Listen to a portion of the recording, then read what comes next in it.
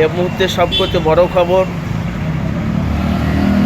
ভাই, আপনারা দেখতে পাচ্ছেন যে বাংলাতে যেভাবে নওশাদ সিদ্দিকী ভাইজান আমরা দেখেছি, যখনই যেখানে সভা করে লক্ষ লক্ষ যুবকদের নিয়ে আর সব মুরব্বী চাচা অনেক তার ভালোবাসা ভক্তদেরকে নিয়ে রাস্তায় নামে। আমরা দেখেছি যেহেতু 2021 থেকে আইএসএফের চেয়ারম্যান নওশাদ সিদ্দিকী ভাইজান যখন তৃণমূলের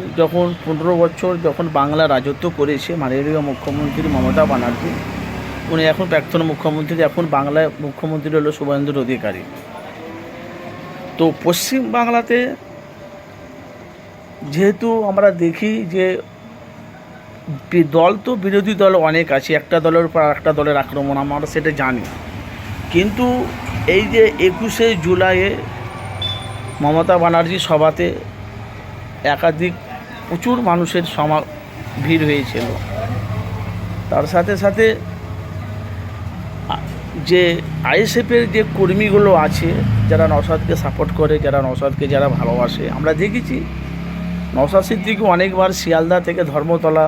র্যালি করেছি, হেঁটে হেঁটে আমরা দেখেছি লক্ষ লক্ষ মানুষকে নিয়ে রাস্তাতে নামে।